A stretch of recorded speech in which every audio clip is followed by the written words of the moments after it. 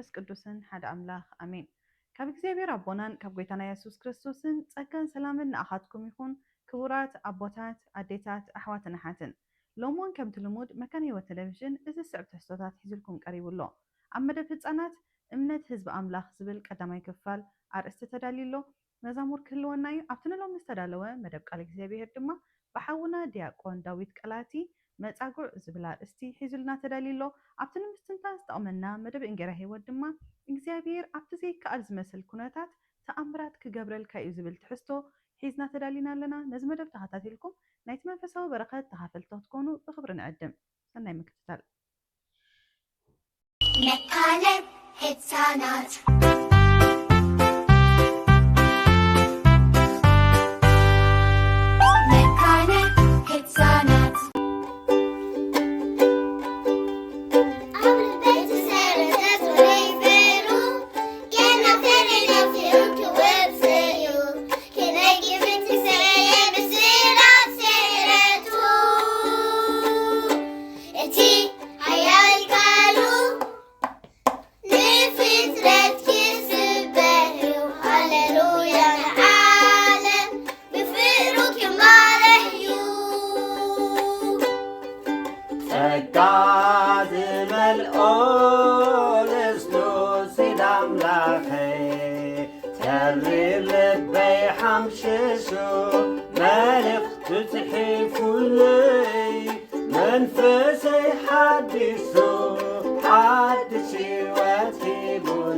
هللويا محتم تجنشر علوني قبل بيت سنة ريفيرو كان خيرنا في أكواتيو كنا جبن كسير بسيرة سيرتو أتي حياة قالوا نفسي تركز بهيو هللويا نعلم كفرو كماريو دعا بمستير زيد قبره نتشخ مياولو سنسلت فتحه معوك التقيك السحموت كقلقله هللويا ندارت كهرم كوجه قبل بيت سنة ريفيرو كان خيرنا في أكواتيو كنا جبن كسير بسيرة سيرتو أتي حياة قالوا نفسي تركز بهيو هللويا نعلم كفرو كماريو تقوم فترتي حيلين السريو سمعي مدري ملقاتهم بيتو ينقرو سكاي عقلك تحتق تنسيلو هللويا يقدم ككبولو قبل بيت سنة ريفيرو كان خيرنا في أكواتيو كنا جبن كسير بسيرة سيرتو أتي حياة قالوا نفسي تركز بهيو هللويا نعلم بفرو كماريو قبل بيت سنة ريفيرو كان خيرنا في أكواتيو كنا جبن كسير بسيرة سيرتو أتي حياة قالوا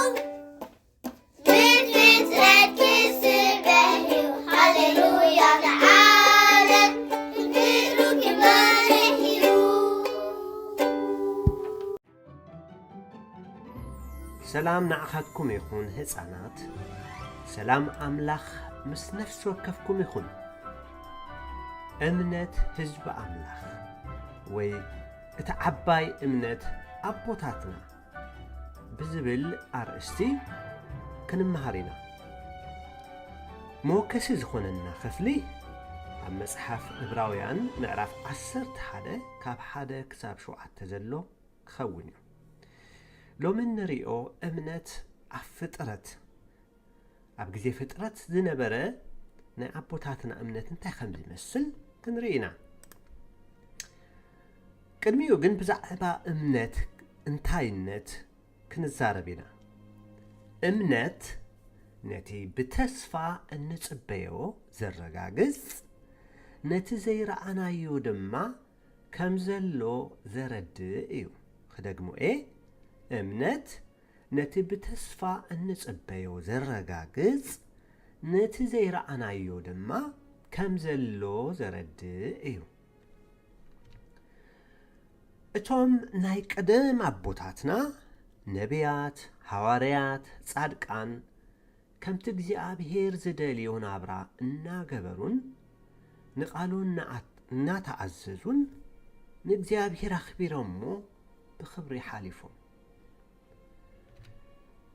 እምነቶም እዩ ንኣምላኽ ከስምርዎ ገይርዎ እምነቶም እዩ ንኣምላኽ ከሕጉስዎ ገይርዎ ብእምነትና ዓለማት ብትእዛዝ ኣምላኽ ከም ዝተፈጥረ ንፈልጥ እቲ ንሪኦ ካብቲ ዘይርአ ከም ዝተፈጥረ ድማ ብእምነት ኢና ነስተውዕሎ እቲ ንሪኦ ካብቲ ዘይርአ ከም ዝተፈጥረ ብእምነት ኢና ንርድኦ ኣቤል እምነት ስለ ዝነበሮ ካብ ቃኤል ዝበልጽ መስዋዕቲ ንኣምላኽ ኣቕረበ ኣምላኽ ድማ ባሕበሎ ኣምላኽ ብእኡን ብህያውን ተሓጐሰ ዋላ እኳ ኣቤል ሕጂ ሞይቱ እንተሎ እምነቱ ግን ክሳዕ ሕጂ ብዛዕባኡ ይዛረብ ሄኖክ ብኣምላኽ ስለ ዝኣመነ ንሰማይ ደኣ ተወስደ እምበር ኣይሞተን ኣምላኽ ብእኡ ስለ ዝተሓጐሰ ንሰማይ ወሰዶ ስለዚ ድማ እዩ ስግኡ ፈጺሙ ዘይተረኽበ ብዘይ እምነት ግና ንኣምላኽ ከሕጉስዎ ወይ ከስምርዎ ኣይከኣልን እዩ ብዘይ እምነት ንኣምላኽ ከስምርዎ ኣይከኣልን እዩ ስለዚ ኣምላኽ ከም ዘሎን ነቶም ዝደልይዎ ከዓ ዓስቢ ከም ዝህቦምን ክንኣምን ይግባእ ማለት እዩ ኣምላኽ ከም ዘሎን ነቶም ዝደልይዎ ከዓ ዓስቢ ከም ዝህቦምን ክንኣምን ይግባእ ኖህ እምነት ስለ ዝነበሮ ብዛዕባ እቲ ገና ዘይተረኣየ ገና ዝኸውን ነገራት ኣምላኽ ገሊጹሉ ንኣምላኽ ተዓዚዙ ንሱን ስድራ ቤቱን ዝድሕኑላ መርከብ ሰርሐ ንኣምላኽ ተዓዚዙ ንሱን ስድራ ቤቱን ዝድሕኑላ መርከብ ሰርሐ በዚ ከዓ ህዝቢ ዝዓለም ብድሆ ገጠሞም ተኾነኑ ኖህ ግን ነቲ ንኣምላኽ ዘስምር ሰብ ዝወሃቦ በረኸት ተዋህቦ ኖህ ነቲ ንኣምላኽ ዝሕጉስ ሰብ ዝወሃብ በረኸት ተዋህቦ ማለት እዩ እምበኣር ከስ ንሕና ድማ ህፃናት ካብ ተመክሮቶም ኣቐዲሞም ዝሓለፉ ኣቦታትና ክንመሃር ይግባእ ካብ እምነት ኣቦታትና ክንመሃር ይግባእ ንእግዚኣብሔር ክንኣምኖ ይግባእ ማለት እዩ ሕራይ ሓንቲ ትጽናዕ ጥቕስላ ነዛ ጥቕስ እዚኣ ደድሕረ ይበልዋ እሞ ብድሕሪኡ ከዓ ጽንዕዋ ይኹም ሕራይ ንሳቶም ቶም ኣቦታት ማለት እዩ ንሳቶም ብእምነት ንመንግስታት ሰዓሩ ጽድቂ ገበሩ ነቲ ተስፋ እተገብሮ ረኸቡ ንሳቶም ብእምነት ንመንግስታት ሰዓሩ ጽድቂ ገበሩ ነቲ ተስፋ እተገብሮ ረኸቡ ዕብራውያን ምዕራፍ 1 ፍቕዲ 33 ሕራይ ሕቶታት ክሓተኩም ናይዘን ሕቶታት መልሲ ድማ ንመምህራንኩም ወይ ንወለድኩም ንገርዎም ኢኹም ሕራይ ተቐዳሚት ሕቶ ከም ዝትስዕብ ትኸውን ኖህ ንኣምላኽ ብምእዛዝ ዘዳለዋ እንታይ ነበረት ንመንን ከንምድሓን ምኽንያት ኮነት ኖህ ንኣምላኽ ብምእዛዝ ዘዳለዋ እንታይ ነበረት ንመንን ንምድሓን ምኽንያት ኮነት ሕራይ ተኻልአይቲ ሕቶ ድማ ብምንታይ ኢና ንኣምላኽ እነስምሮ ወይ እነሕጉሶ ንኣምላኽ ብምንታይ ኢና እነስምሮ ወይ እነሕጉሶ እግዚአብሔር ይባረኩም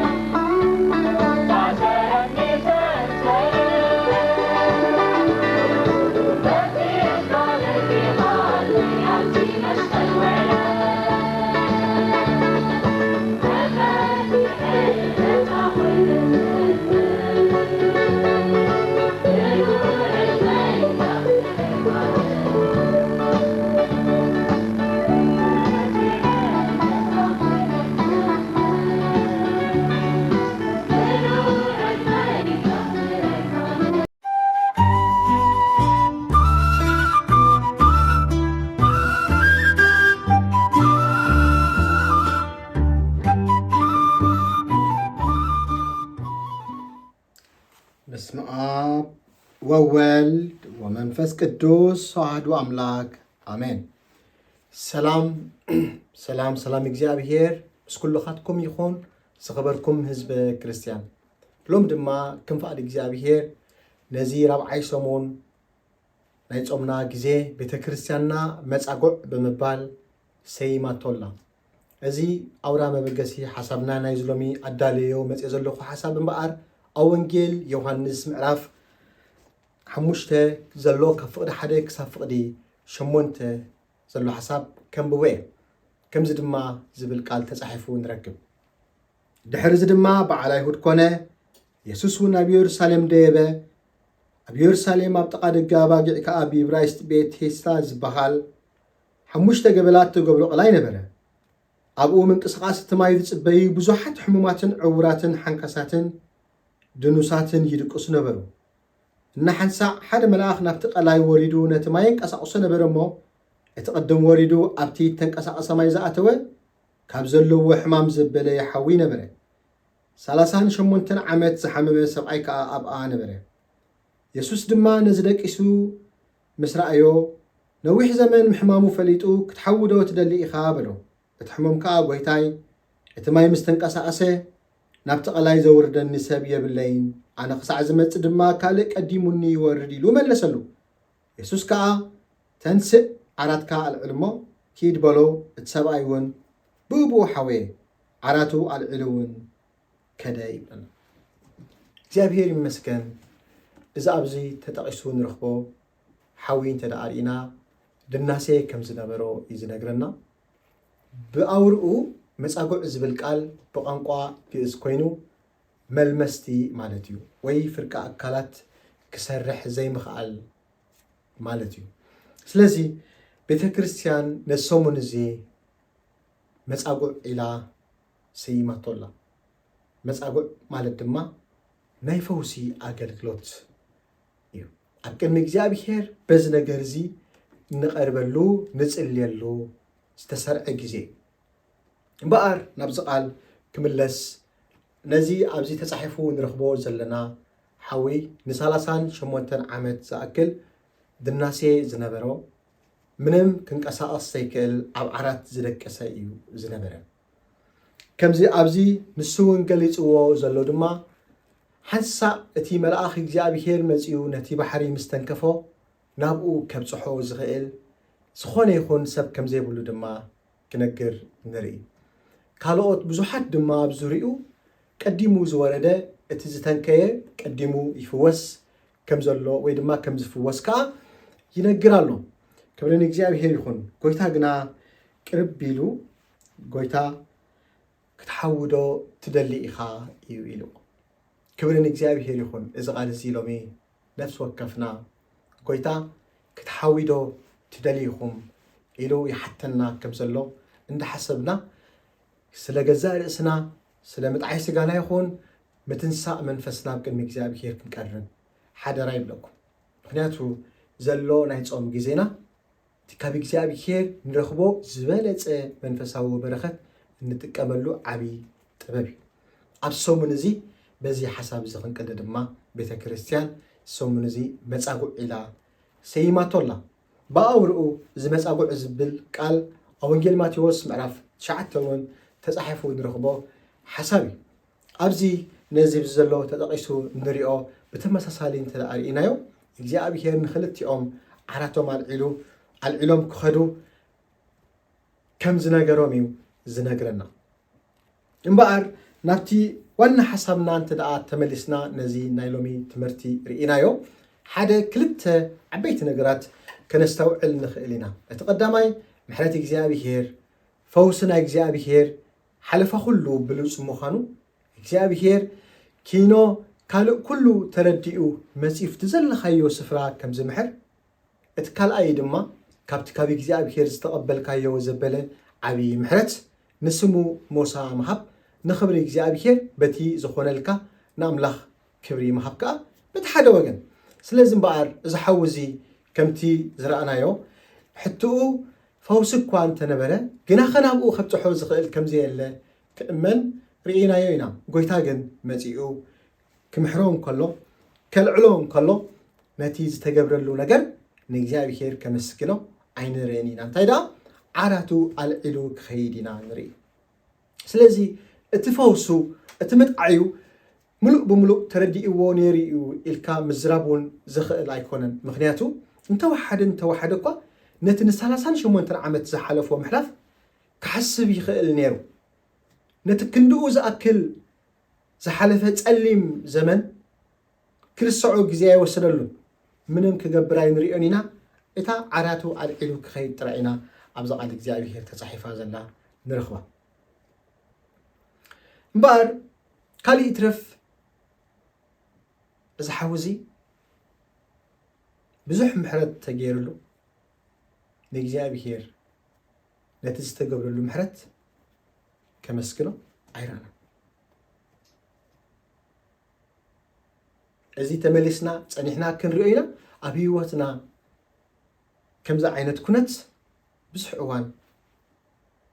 ሓሊፍና ክንከውን ንኽእል ኢና ምናልባት ጎይታ እውን ድሓራይ ኣብቲ ቤት መቕደስ ምስ ረኸቦ ኣይሁዳውያን ከመይ ኢሉ እዚ ይፍፀም ብመዓልቲ ሰንበት እዚ ብምዃኑ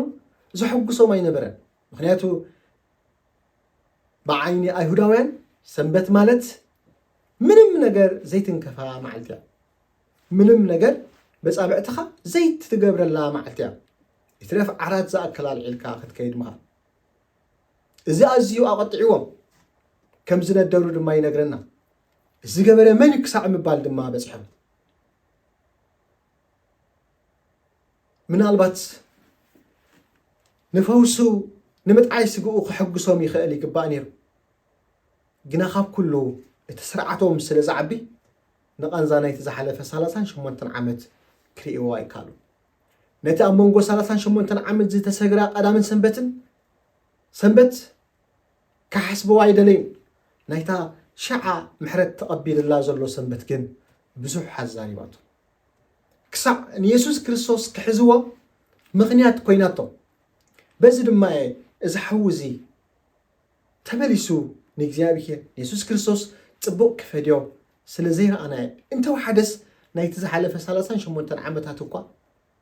ናይ እግዚኣብሔር ምሕረት ክሓስብ ይኽእል ነይሩ ግን መንፈሳዊ ዒንትኻ እንተዘይ ተኸፊቱ መንፈሳውነትካ እንተደኣ ደንዚዙ መንፈሳውነትካ እንተደኣ ለሚሱ ነቲ ብስጋኻ ትረኽቦ ናይ እግዚኣብሔር ምሕረት ክትሪኦ ዝከኣል ኣይኮነን እዚ ህያው ኣብነት እዩ ስለዚ ቤተ ክርስቲያንና ሎሚ ካብቲ ናይ ስጋ ምጥዓይ ንላዕሊ ናይ መንፈሳዊ ድንዛዜ ክህሉ ክነቅሕ ናይዚ መንፈሳዊ ምድብዛዝ ዓብሊሉና መሊኹና ከይርከብ ምጥዓይ ስጋናን መንፈስናን ሙሉእ ክኾነልና ዘለዎ ናይ ጾምን ጸሎትን ግዜ ክንጥቀመሉ ሕጂ እውን ብድጋሜ ትፅዋዓና ኣሎ ምጥዓይ ስጋና የገድሰናኒ ማለት ኣይኮንኩን ዝብል ዘለኹ እሱ ይኮነ እናተይ ምባል ብርግፅ ስጋና ክጥዒ ንደሊ ብቅድሚ እግዚኣብሔር ከዓ ንፅሊ ኢና ማዕሪኡ ካብኡ ንላዕሊ ግን እቲ መንፈሳውነትና ደንዚዙ ደኒሱ ከህሉ ግን ክንጥንቀቕ ከድልየና ስለዚ ሓደ ዝተሰወረ ዓብይ ነገር ነይሩ ጎይታ ኣብቲ ድሒሩ ዝበሎ ቃል እንተ ደኣ ዝተውዒልኩም ከምኡ ኢሉ ኣሎ ፍቕዲ ካብ 13-14 ንድሓር ቅርብ ኢሉ ኣብ እዝኑ ደጊም ኣይትበድል ኢሉ ንጎይታ በዲልዎ እዩ ይሕሊፉ እውን ሂብዎ እዩ ምክንያቱ ካብኡ ዝገድድ ከይረኽበካ ኢሉ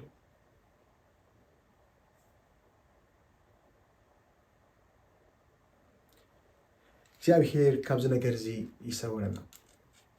ሕዋተይ ተቐሪቡ ዘሎ ማኣዲ ተሰሪዑ ዘሎ ናይ ጸሎት ግዜ ሓለፈ ካልእ ኩሉ መዓልታት ሎሚ በዚ ቤተ ክርስቲያን መጻጉዕ ኢላ ሰይማቶ ዘላ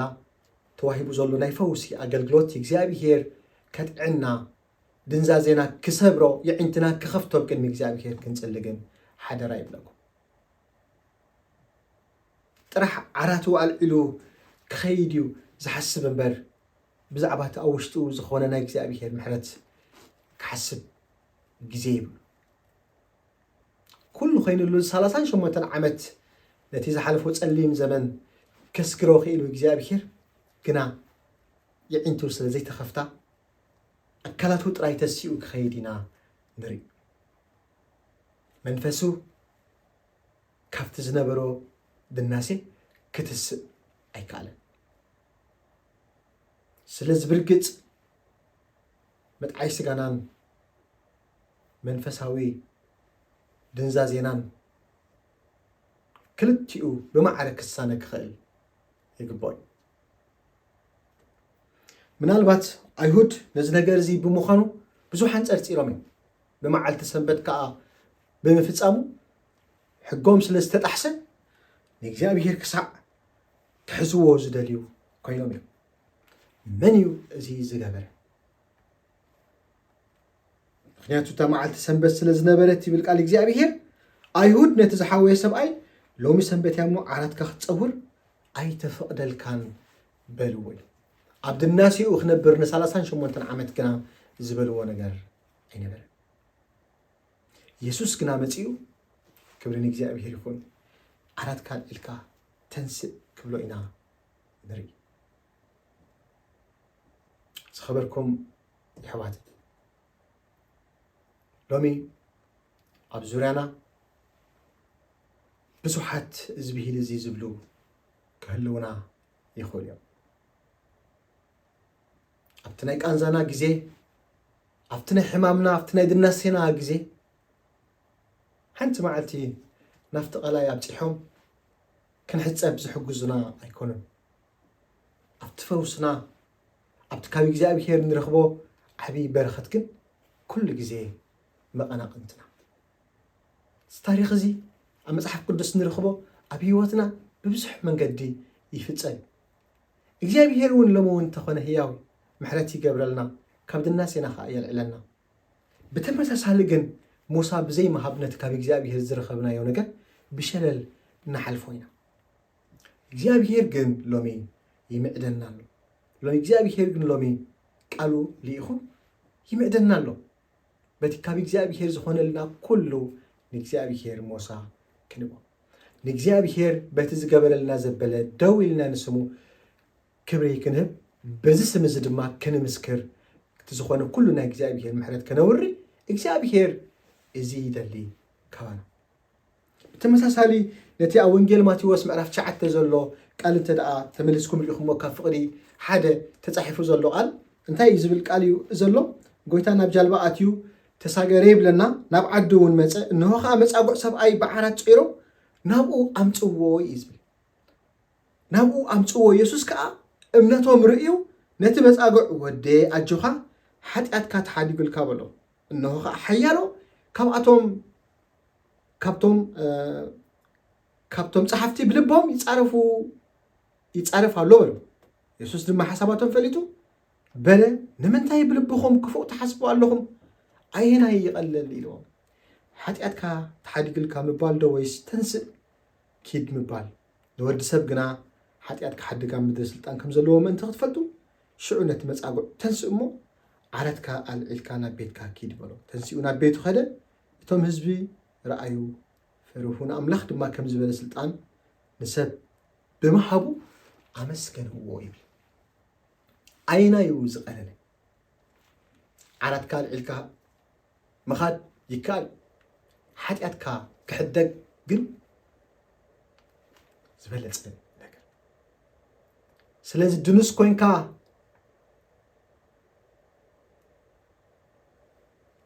ሓጢኣትካ ዝተሓድገልካ ወላ ሓጢኣትካ ተሓዲጉልካ ካብ ድናሴኻ ዝተሳእካ ክብርን እግዚኣብሔር ይኹን ብኩሉ ምትሳእ ክኾነልና ሶሙን እዚ ብቅድሚ እግዚኣብሔር ክንፅሊ እግዚኣብሔር ይምዕደልና ኣሎ ዓይናዩ ዝበልፅ ዓይናዩ ሎሚ ትብልፅ ነገር ንዓይን ንዓኻትኩም ከምዚ ኣብ ወንጌል ዮሃንስ ዘንበብናዮ ጥራሕ መጥዓይ ስግኡ ገዲስዎ ዓራት ልዒሉ ዕዝር ዝብል ወላ ከምዚ ብዚ ንሪኦ ዘለና እምነቶም ርእዩ ኣቹኻ ወዴ ሓጢኣትካ ተሓዲጉልካዮ ይበለና ተሓዲጉልካዮ ሓጢኣትካ ካብኡ ጥራሕካ ዘይኮነ ከዓኒ ብልቦም ከዓ ክፉእ ከም ዝሓሰቡ ርእዩ ከዓኒ ተስእ ኪድ ኢልዎ ስውን ክተርፍ ዝኽእል ኣይኮነን እግዚኣብሔር እንተፈትዩ ኣምላኽ እንተደኣ ደልዩ ካብ ድናሴ ዘልዕል ኣምላኽ ካብ መልመስቲ ህያው ዝገብር እግዚኣብሔር እዩ ዓይናይ ግን ይበልፅ ሎሚ ኣሕዋተይ ምንፃሕ ስጋና ከምኡ ድማ ምንፃሕ ሓጢኣትና ካብ እግዚኣብሔር ንቕበለሉ ናይ ምሕረት ዘመን ምዃኑ ከነስተውዕል እግዚኣብሔር ምስተውዓልና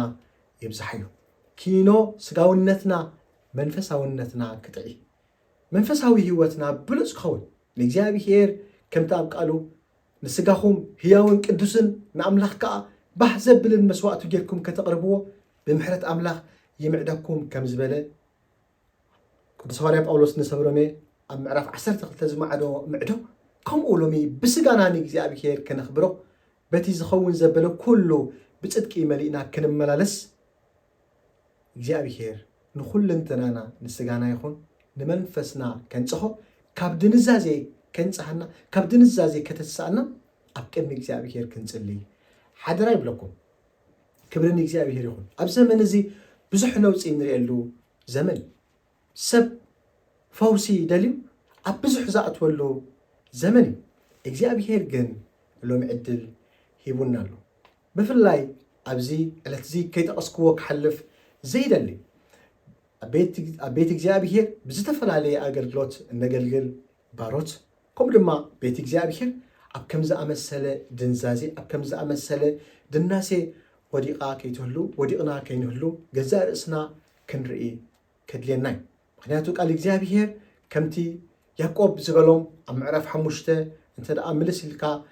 ምልስ ኢልና ንቃል እግዚኣብሔር ርኢናዮ እንታይ ዝብል ሓሳብ ሂብዎም ኣሎ እዩ ዝሓመመ እንተደኣ ኣሎ እዩ ዝብል ያዕቆብ ኣብ ማእከልኩም ሓሳረ መከራ ዝፀግብ እንተሎ ይፀሊ ሕጉስ እንተሎ ከዓ ይዘምር ኣብ ማእከልኩም ከዓ ዝሓመመ ዶ ኣሎ ኢሉ ንሽማግለታት ማሕበር ይፀውዕ ንሳቶም ከዓ ብስም እግዚኣብሔር ዘይትናለኸዩ ኣብ ልዕሊኡ ይፀልዩ እታ ናይ እምነት ጸሎት ድማ ነቲ ሕሙም ከተድሕኖ እያ ጎይታ እውን ከተንስኦ እዩ ሓጢኣት ገይሩ እንተኮይኑ ክሕደገሉ እዩ ይብል እግዚኣብሔር ይመስገን ስለዚ ተመገልገልቲ ደረጃ ዲቁና ይኹን ክህነት ክሳዕ ጳጳስ ዘለዎ ማዕርግ ከምኡ ድማ ቤት እግዚኣብሔር ሎሚ ካብዚ ድናሴ እዚ ክትለዓል ኣብዚ ድናሴ እዚ እንተደኣ ካልያ ድማ ክትንስእ ኩላትና ኣብ ቅድሚ እግዚኣብሔር ብፀሎት ክንቀርብ ከድልየና እዩ ቅድሚ እግዚኣብሔር ብፀሎትን ልማኖን ክንቀወም ይግባአና እዩ ምክንያቱ ህዝብና እንተደኣ ተመልኪትና ፈውሲ ይደልዩ ናብ ብዙሕ ወገን እዩ ዝኸይድ ናብ ብዙሕ ነገር እዩ ዝኮለን እዚ ፀጋ ዝገን ከምቲ ቅዱስ ሐዋርያ ጳውሎስ ቀዳማይ መፅሓፉ ንሰብ ቆሮንጦስ ኣብ ዝበሎ እዚ ናይ ፈውሲ ውህበት እዚ ጎይታ ንቤተ ክርስቲያኑ ሂብዋ እዩ እዚ ፀጋ እዚ ኣብ ኢደይን ኢትኩምን እዩ ዘሎ ሓንቲ ኣብ ቅድሚ እግዚኣብሔር ክንቀርብን በቲ ካብ እግዚኣብሔር ዝኾነልና ፀጋ ቅብኣት ተቐቢልና ድማ ንህዝብና በዚ ምጥዓይ በዚ ፈውሲ እዚ ከነገልግሎ እግዚኣብሔር ይደልየና ኣሎ ስለዚ ሰሙን እዚ ብዘሎ ሰሙን እዚ ክንጥቀመሉ ኣብ ቅድሚ እግዚአብሔር ክንቀርብ ኪኖ ስጋዊ መንፈሳዊ ድንዛዜ ውሒጥና ከይህሉ የዕንትና ክኽፈት ብመንፈስና ነቅሕና ንእግዚአብሔር ክነገልግሎ ንርእስናን ንህዝብና ድማ እግዚኣብሔር ክድሕን እዚ ደገ እዚ ዕድል እዚ ከፊትሎይ ኩላትና ኣብ ሰሙን እዚ ክንቀርብ ኣብ ሰሙን እዚ ብቅድሚ እግዚኣብሔር ደው ኢልና ክንርከብ ቤተክርስትያን ትዕድም እግዚኣብሔር ድማ ብቃሉ ይፅዋዓና ኣሎ እግዚኣብሔር ሎሚ ካባይን ካባኻትኩምን እዚ ይደሊ ፅሊልኩም ስለ ሰማዕኩምኒ ኣዝየ ዘመስግን ማእከልኩም ፅናሕኩ ሓወኹም ዲያቆን ዳዊት ይቀኒለይ ሰሰናዩ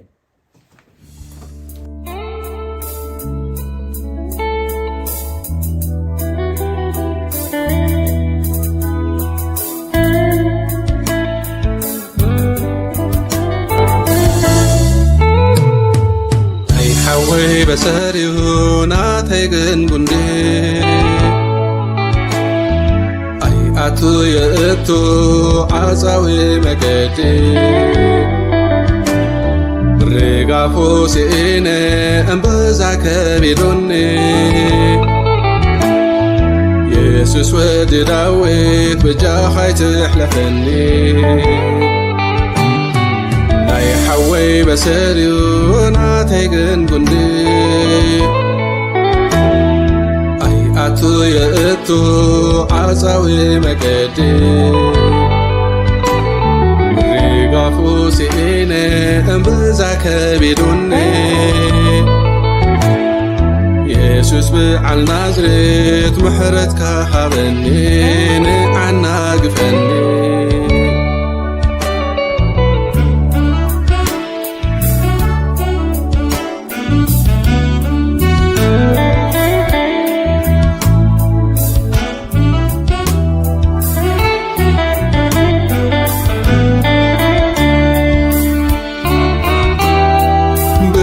رز سلمتو مرآي زسعني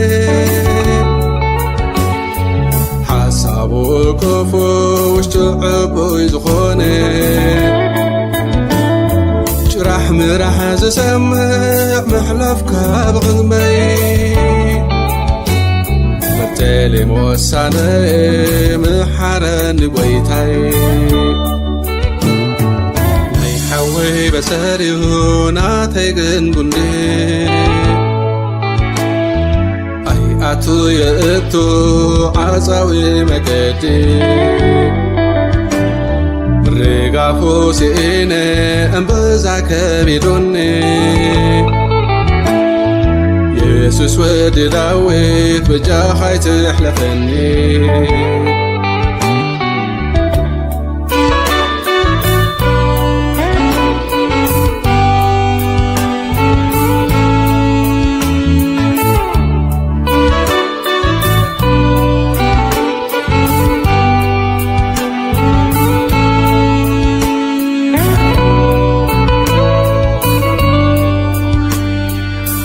مزاق وزاري أما كل بيتك لو تزيري دراي محزن نعاخا وقن علي تزفلي حسابه مدراوي عبدن بخاز سفري قبوس فريساوي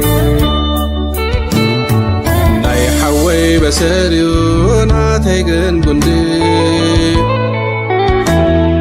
أي أتو يأتو عزاوي مكتي ريقا فوسيني أنبزعك بدوني يسوس بعل نازريت محرتك حابني عنا قفني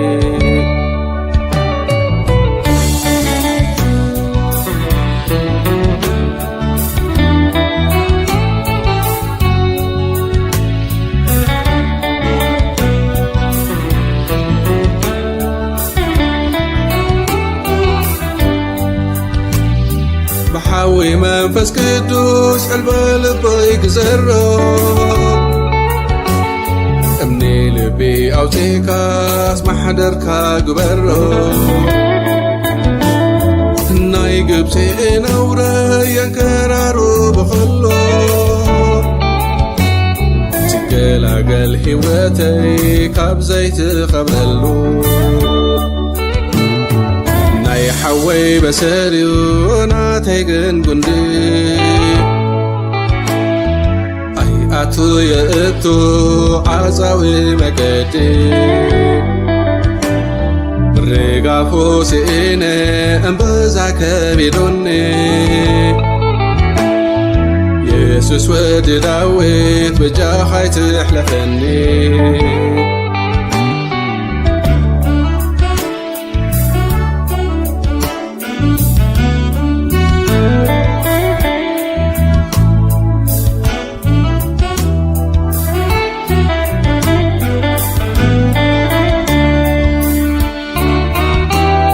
كلنتناي دهسسو يملا بغبي صري لبي حبني نقص كازرئي قدوس منفسكا قويتا عيتك دفني موداتاي كتبق أبو يابقو عني ناي حوي بسريونا تيجن قندي أي أتو يأتو عزاوي مكدي محارن دنقاس أنيمو دقاقمنا ناب حاتيات خين ودق بستفل علي مقدي ينقرنان يتنقرنان قويتا نتاب زموت ترخيبا يلوم نابو زمصوا سبيتي عت سبيتي توم كسست خدعا بيالو زفردك دو يلبون بلا نسخا حدكوا قويتاي بلتو يسوس دما أنا وناي فردكني كيدي مو دقي ما يتبدلي بلا يوحنس معرف شمونته كاب عصرتك ساب عصرت حدا نابت مزعقو مسن ملس ناي قويتا عند علامة أكالاو فوسي ناي زي مزعقو تراهي نبرن كم تانتا أبزموت سترخب السبيتي منفساو فوسي نخركب دعنبر نتا سبيتي كيدي مو دقي ما يتبدلي زبلا كمو دمانتي مزعقوون كابز زقدد كي رخبكاس ملسكا يتبدل بلو برقس جن كاب 38 عامت حمام نلعل انتاي زقدد كرخبو يخيل انتاي تو قداي اتو قداي بقندو قداي مقداسنا يهوت تامبر ناي سقات عنا يكون كقدسكم فويسكم اللخو يزبزلو مالتي بخالا بحالا دحر حجي حاتياتاي تكبر حاتيات مقبارة قوارص نسقخا ناي مفواس علاماي مفواس نفس خايو هياب هيبك اللخو نس هياب دا انبر بعل خايت اهيت رخايون ازو وهبت فوسي ازو وهبت سقاي ناي قدسنا خا مقدي يخون يبرلو مالتي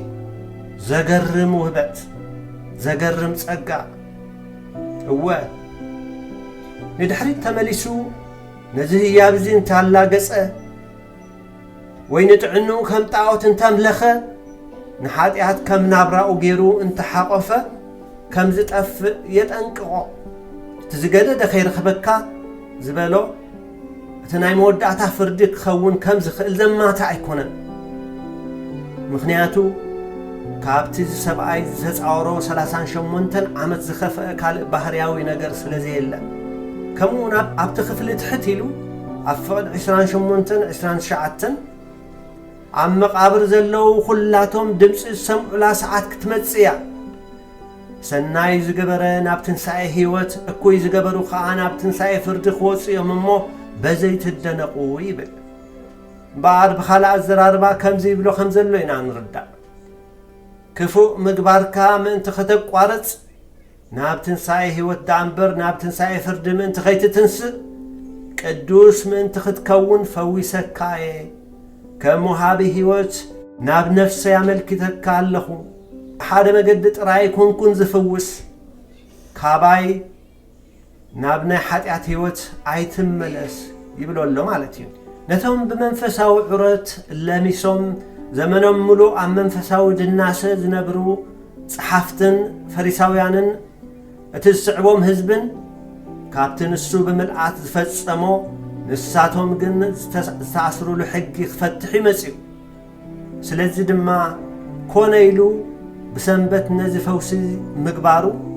نتخبلون خقلصون زلوو مننتون ناي مدحان علاموني زقهاد اللو عبت خفلتي عب يوحنس حموشتا فقد 16 كم نريو بسنبت زي سلز قبرة عيهود يسوس يسقوو كقتلوو وندليو نبرو يسوس قنا عبوي كسع حجي قبر أنا ونقبر على خويلو ملسلو سلزي سنبت بمسعارو تراي زي كونس نعملاخ دما عبوي بمبالو نرأسو مس عملاخ بمعرايون كقتلوو عزيوم يدليو نبرو نسو قويتا سنبت مخانو ودى عملاخ مخانون معرا عبو كبر 5 قبقو مهارون وتوم السمعوه هزبي بتزقبرو تأمراتن بمهرؤون كقرمو خلو وتوم قبرت حقينا بحالتقنا نتحقاق حقي قويتاخ وقروون خقتلوون تلعلو أملاخ بسنبت كم زعايز نقرنا عرفت زوش دلو معالتي يلبون تمخني هالدما نحنا ملوقات ما انت خنكون عرفتي خنركبني ويتانا يسوس عبوي كسع حجي يعيي كبل كلو عيهود قطعهم تأرزي 5 بس حنري عبقد ما عينهم سعاري سنبتن دفارن كونه دفار ننفسه مس أملاخ معرا غير وايلهم سلز حسبو سلزي يسوس نزم حواي زقبرلو معالتي سنبت مخانو عب سنبت خقبر زخيل قلوع نقر انتاي مخانو نمزتاي زي كونس فتعرن جزائن عصنافات علم مخان انتاي مالت مخانو نمرعاي عب يوحنس 5:39 نايزل علن هيوت بتن صحفات الترخبون نامس لكم سي تمرمرون علىكم نساتن كعب زعباين زمسكرا هيوت من تخترخبون عبايك تمسوا عيسدلينيكم باركس نيسوس بولك هيوتنا خنفلطو ويتا انت البونانا يخفتنا كم حدا زفلطنا زدنقصلنا عبل علسغانا نفسنا لولاو كم زخونه بامنت كنفلطن كنردانا انتنا يخفتلنا كمون اتقدموا بناي مدحانن فوسن حيلن زمصه من تقدسنانا مخانو لحرام مودعتا دما من تزلالماو طعنانا مخانو هو أملاخ يعنتي لبونانا يخفتلنا وسبحات لإግዚአብሔር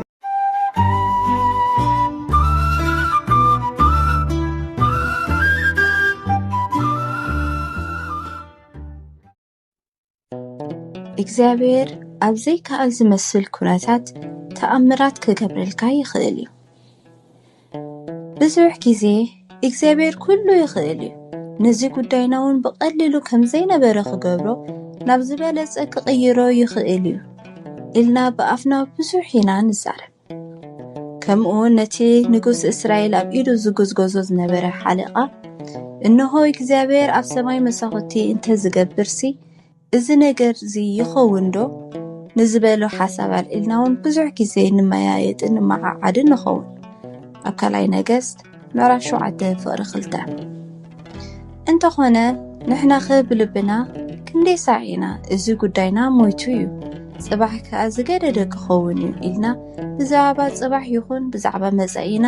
ፈጺሙ ጽቡቕ ክረኣየና ዘይከኣለ ብዙሕ ግዜ ኦሮማይ ኢልና ብልብና ምስቲ ሓለቓ ተሰሚዕና ኢና ንሕና ከምዚ ናይዚ ካብዚ ሓለቓ ንኸይንብል ወይ ንእግዚአብሔር ንኽንኣምኖ ዝበለጸ ባይታ ይሰሉና ብዝወሓደ እዚ ናቱ ዛንታ ንመለበሚና ክኸውን 10 ዓመታት ተሳጊሩ ተጻሒፉን ተተርጊሙን ኣብ ኢድና ብቋንቋናን ኣብ ገዛና እውን ተው ይብና ኣሎ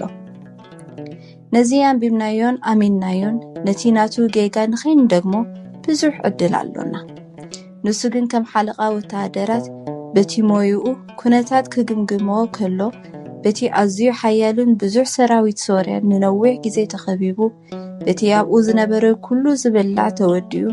ኣንስቲ ደቀን ኣብ ሲለን ብምብላዕ ህይወትን ካብ ሞት ከትርፋ ኣብ ዝፃዕራሉ ዝነበራ እቲ ዝተረፈ ሒደት እኽሊ ድማ ዋግኡ ኣዝዩ ከቢሩ ኣብ ዝነበረሉ ግዜ ነቢዩ ኤልሳ ጽባሕ ከምዚ ግዜ እዚ ኩሉ ክሓስር ዳርጋ ብነፃ ክኸውን እዩ ክብሎ ከሎ ንምእማኑ ክኸብዶ ይኽእል። ንሕና ግን እዚ ታሪክ እዝን ካልእ ብዙሕ ተኣምራት ናይ እግዚኣብሔርን ዝሰማዕናን ኣብ ሂወትና እውን ዝረኣናን ኢና። ንእግዚኣብሔር እናፈለጥናዮን እናኣመናዮን ክንቅፅል ቃሉ ተውሂቡና ኣሎ። ንሕና ግን ነቲ ቃል ኣምላኽ ብሓሳብ ጥራይ እምበር ብእምነት ምሳና ስለ ዘይሓበረን ንእሽቶ ነገር ክገጥመና ከሎ ኣዝና ንጭነቕ፣ ተስፋ ንቖርፅ፣ ንሕዞን ንጭብጦን ይጠፍአና፣ ናይ ባዕልና መውፅኢ ቀዳድ ክንፈጥር ንፅዕር። ጎይታ ግን ብተግባርና ኣዝዩ ይሓዝን። ወዲ ሰብ ምስ መፅእ ግና እንድዒ እምነት ደኾን ኣብ ምድሪ ክረክብ እዩ ብምባል ከምቲ ኣባና ዝገብሮ ኩሉ ስራሕ ከምኡ ውፅኢት ዘይምርካቡ ብዙሕ ይጉሂ። ወንጌል ሉቃስ ምዕራፍ 18:8 እምነት ብግብሪ እንተዘይተሰንያ ወይ ድማ ግብሪ እንተዘይብላ እምነት ኣይትበሃልን እያ። ሓሳባዊት እምነት ክንብላ ግን ንኽእል። ናይ ብሓቂ እምነት እንተኣልያትና ግና እቲ እተኣምኖ ከም ዝኸውን ክትጽበዮ እምበር ክትጠራጠሮ ኣይግባእን እዩ። ጎይታ ልዕሊ ትጽቢትካን ሓሳባትካን እውን ክገብር ከም ዝኽእል ክትጽበዮ ይግባእ። ምክንያቱ እቲ ተኣምኖ ዘለኻ ኣምላኽ እምበር ሰብ ኣይኮነን። ኣምላኽ ድማ ልዕሊ ኣእምሮ ዓብይ እዩ። ስለዚ ከምቲ ነቢይ ሕዝቅኤል እዚ ዓጻጽምቲ እዝስ ህያው ዶ ይኸውን እዩ ምስ በሎ ንሱ ድማ ወእግዚኣብሔር ኣምላኽ ንስኻ ትፈልጥ ኢሉ መለሰሉ። ሕጂ እውን ንሕና እግዚኣብሔር ሎሚ ይኹን ጽባሕ ነቲ ዝሞተ ህይወትና ናብራናን ካልእ ጉዳይና እውን ህያው ክገብሮ ስለ ዝኽእል ወእግዚኣብሔር ኣምላኽ ንስኻ ኩሉ ትኽእል ኢኻ፣ ንስኻ ትፈልጥ፣ ንዘይ ምእማነይ ደግፍ እናበልና ኣብ ምእማን ንበርትዕን ንጽናዕን። ዝጽናዕ ጠቕሲ እቲ ተስፋ ዝሃበና እሙን እሞ ነታ እምንቶ ተስፋና ብዘይ ምንቕናቕ ንጽናዕያ።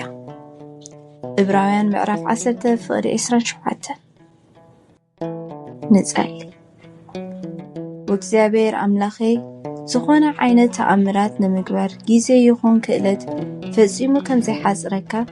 ኣምላኽ ስለ ዝኾንካ ክብሪ ንስምካ ይኹን። ሕጂ ድማ ኣነ ኣብ ህይወተይ፣ ኣብ ስድራይ፣ ቤተይ፣ ኣብ ህዝበይ፣ ኣብ ሃገረይ እቲ ሕጂ ዘለዎ ኩነታትን ደረጃን ብዘየገድስ ዓብይ ለውጢ ከም ዝመጽእ ኣሚነ ብተስፋ ክጽበየካ ብጸጋኻ ደግፈኒ። ኣሜን። ስለ ጸንሐና ግዜ እግዚኣብሔር ዝተመስገነ ይኹን። ክቡራት ተኸታተልቲ መካነ ህይወት ቴሌቪዥን በዚ ጸንሐ መደብ ተባሪኽኩምን ተሃኒጽኩምን ተገልግልኩምን ክትኮኑ እምንቶና እዩ። ኣብ ናይ ጽባሕ ሰንበት መደብና ብተመሳሰለ ትሕዝቶ ክሳብ ንራኸብ እግዚኣብሔር ምስ ኩሉና ይኹን።